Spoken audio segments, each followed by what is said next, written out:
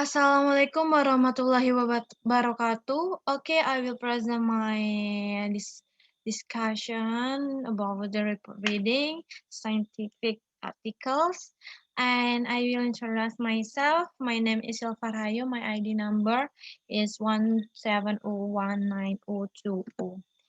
This is I will choose article title, A Tale of Differences, comparing the traditions, perspectives, and educational goals of critical readings. The author by Geoffrey Pardales and Denico. Publisher by an electronic journal of the International Reading Association and book contains 1 until 18 pages. I will tell you why I choose this article, because this article explain in historical and philosophical traditions, and this tradition provide a lens for distinguishing those practices. Our goal in this article is to examine the association that underlay to pedagogical approaches to literacy, once grounded in liberal humanism and the other within critical perspectives.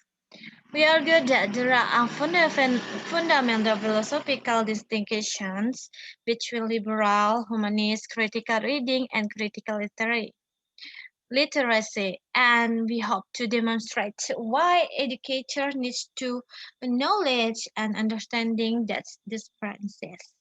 We believe that these two approaches to critical reading are often conflated or mistaken for one another, with the result that practices associated with critical literacy are often inappropriately adopted by individuals who are committed to liberal humanism from of critical reading.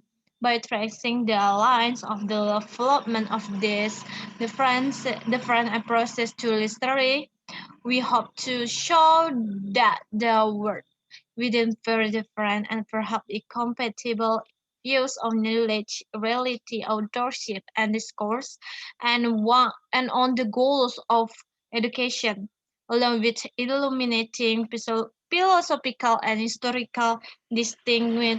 We incorporate instructional examples to demonstrate the ways these distinctions apply out in classroom.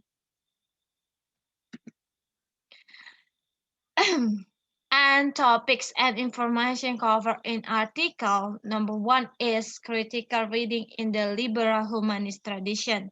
The implicit belief that the world can be directly experienced and known through the sense is at the root of liberal humanist approach to reading. This approach relies on the notion that a reader can comprehend the correct meaning of an author text through decoding. And number 2 is moving into critical reading classrooms. And an example of liberal humanist critical reading instruction, Flamon and 1962 outlines a set of grading questions that students of various age can use to critique the form and function of newspaper advertisement, connected critically to contemporary classroom, and then charting the assumptions of critical reading.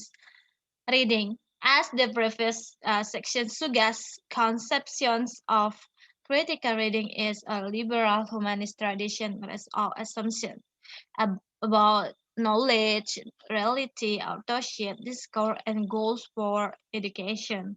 Reading in the liberal humanist tradition is an activity that can help a person learn about the world, understand its author intention, and decipher whether information is valid or worthy of skepticism, and critical literacy approaches, and considering a pedagogical example of critical literacy. And the last one, I will explain about summary of the article. The broader purpose of this article is to engage engage in a conversation about the educational practice that is critical in spirit as well as in content, and ask critical questions about curricular texts and examining some of the ideological assumptions that underlie particular approaches to classroom interaction. We suggest that there are no neutral, disinterested, or even naturally superior instructional practices.